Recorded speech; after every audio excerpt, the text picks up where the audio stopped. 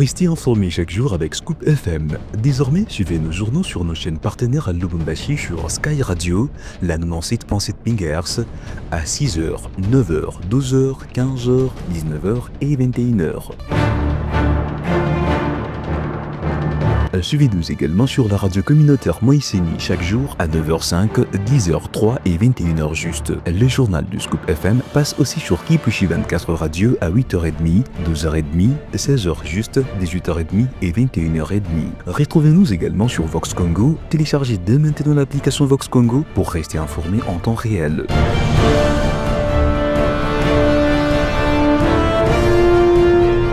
Scoop FM, suivez-nous sur notre page Facebook et sur notre chaîne YouTube pour tout savoir sur l'actualité locale, provinciale, nationale et internationale. Scoop FM, la neutralité réelle. La neutralité réelle.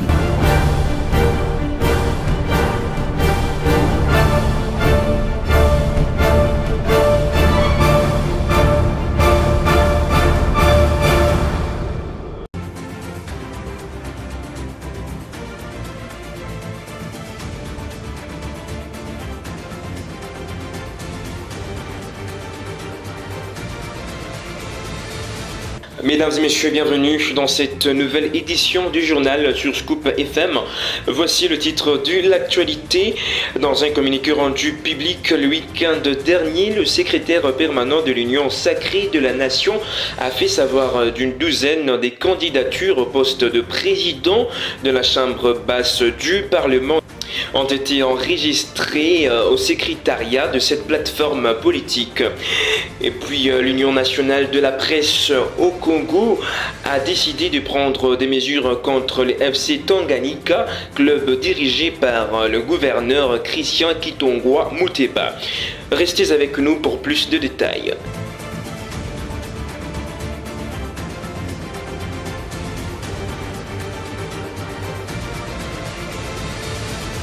Encore une fois, mesdames et messieurs, bienvenue dans cette nouvelle édition du journal sur Scoop FM. Comme annoncé au sommaire, dans un communiqué rendu public le week-end dernier, le secrétaire permanent de l'Union sacrée de la Nation a fait savoir d'une douzaine des candidatures au poste de président de la Chambre basse du Parlement ont été enregistrées au secrétariat de cette plateforme politique. D'aucuns s'interrogent sur cette multiplicité des candidatures au sein d'une même famille politique. Est-ce une démocratie ou une anarchie? Et oui, Nyanda, cadre de l'Union sacrée de la Nation, tente de répondre. Quant à ça, il a été joint au téléphone depuis Kinshasa par Gracia Akilimali. L'Union sacrée est une plateforme qui prône pour la démocratie.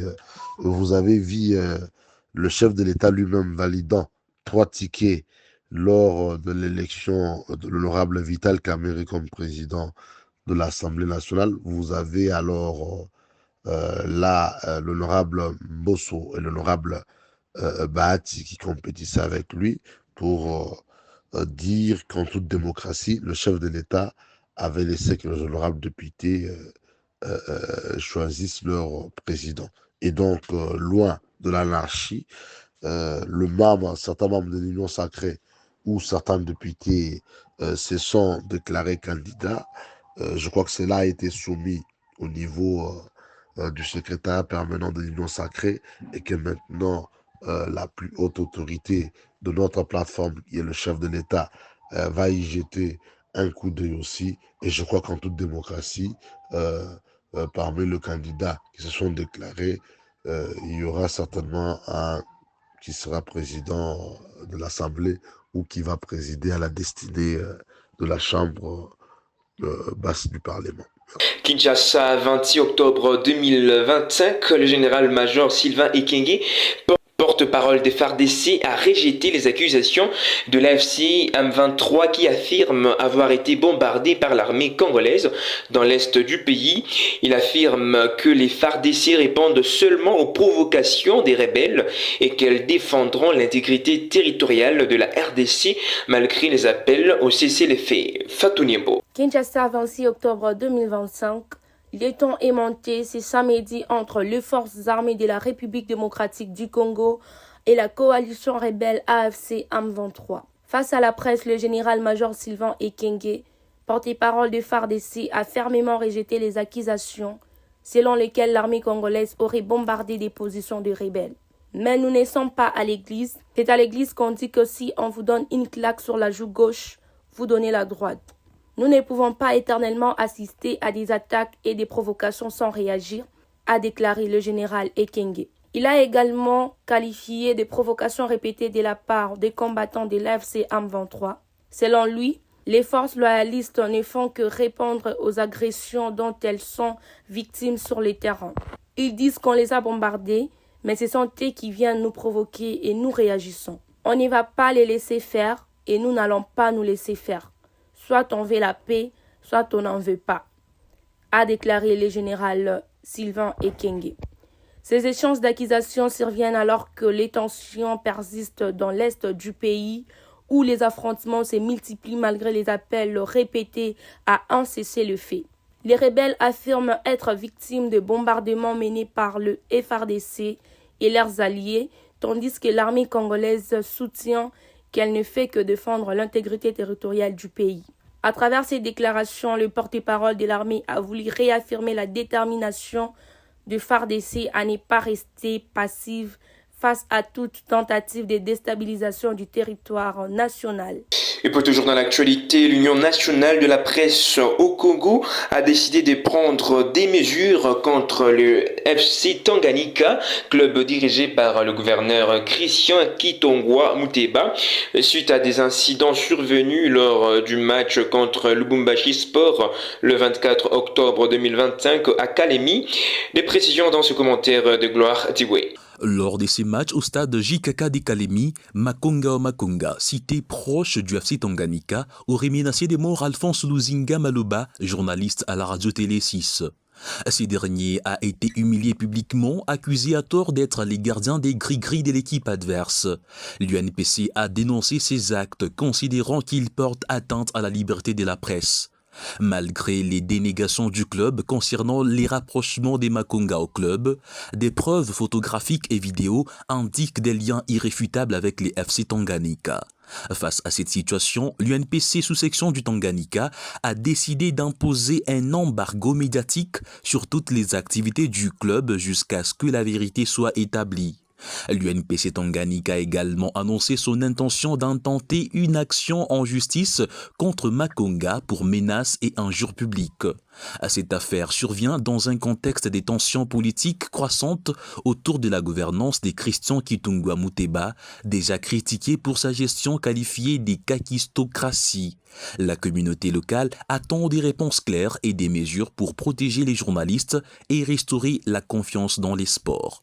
Et puis à Tchopo, le gouverneur Paulin Lendongolia a été destitué de ses fonctions lors d'une plénière ce lundi à l'Assemblée provinciale. Les 18 députés provinciaux présents ont voté tous à l'unanimité pour la déchéance du chef de l'exécutif provincial. Cette destitution intervient alors que le gouverneur est à Kinshasa. Mesdames et messieurs, avant de mettre un terme à ce journal, place à la revue de presse. Bonjour à tous. À Bukavu, 14 personnes périssent dans un incendie. C'est avec ces titres de Radio Kapi.net que nous ouvrons cette revue de presse. Bonjour, une fois de plus et bienvenue à tous. 14 personnes ont perdu la vie dans un incendie survenu dans la nuit du dimanche 26 octobre dans la ville de Bukavu. C'est dans des sources locales, ces bilans restent provisoires. Le même source rapporte que les drames s'est produit près de l'église Fununuru sur l'avenue Mendileo dans les quartiers Mossala. Un feu d'origine inconnue s'est déclenché alors que les victimes étaient endormies. Les volontaires de la Croix-Rouge sont arrivés sur les lieux du sinistre où, avec les jeunes du quartier, ils ont sorti les corps calcinés des décombres. Les chefs des quartiers Mossala, Patrick Loubala, a indiqué que l'émotion était vive autour de ces corps méconnaissables, étalés par terre et recouverts des bâches, attendus sur ces médias en ligne.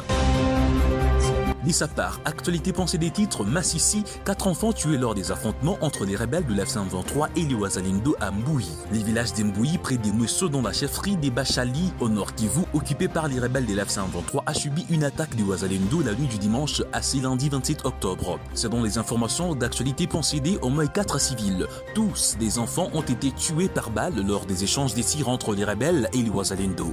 Ce bilan est encore provisoire et pourrait évoluer après les fouilles qui se poursuivent dans ces ces villages. C'est lundi matin, un climat de peur caractérise les habitants de ces villages. Après ces affrontements, les présumés Wazalendo se sont retirés de ces villages embrouillis.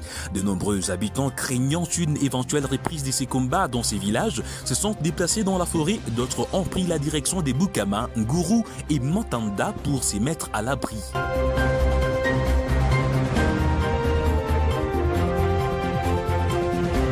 Terminons cette revue de presse par ces titres de RFI.fr. Cameroun, Paul Biya réélu président, annonce les conseils constitutionnels. Le président sortant Paul Biya a été réélu pour un 8e mandat avec 53,66% des voix, a annoncé lundi 27 octobre les conseils constitutionnels. Selon les conseils constitutionnels et les chiffres officiels annoncés ce lundi 27 octobre, le chef de l'État sortant est réélu pour 7 ans en remportant 53,66% des suffrages avec plus de 2,4 millions de voix. À la tête du Cameroun depuis 43 ans, Paul Biya, 92 ans, entame donc son 8e mandat. Le principal adversaire de Paul Biya, Issa Chiroma Bakary, qui a revendiqué la victoire au lendemain du vote et a appelé dimanche ses partisans à manifester, a lui remporté 35,19% des suffrages avec plus de 1,6 million de voix selon les chiffres de l'institution. Les résultats ont été annoncés région par région. Le Cameroun en compte 10 lors d'une audience à laquelle n'ont pas participé les ambassadeurs européennes et américain, poursuit ces tabloïds. Mesdames et messieurs, ainsi prend fin cette revue de presse sur votre radio. Merci à tous de nous avoir suivis. Prochain rendez-vous sur votre radio demain. D'ici là, portez-vous très bien. À très vite.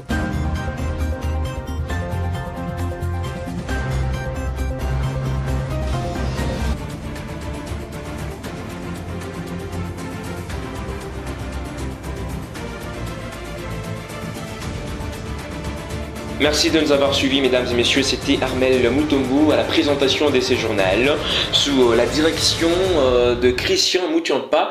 Merci à toute l'équipe de Scoop FM. On se donne rendez-vous très prochainement pour une nouvelle session d'information et à très vite.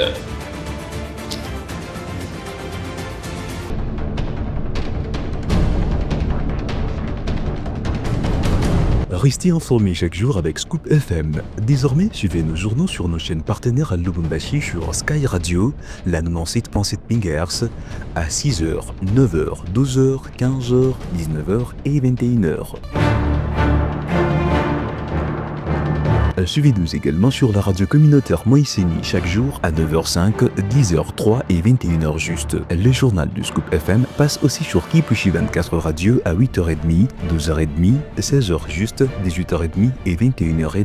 Retrouvez-nous également sur Vox Congo. Téléchargez dès maintenant l'application Vox Congo pour rester informé en temps réel.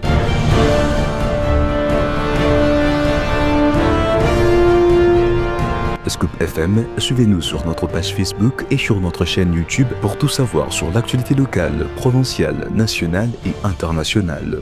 Scoop FM, la neutralité réelle.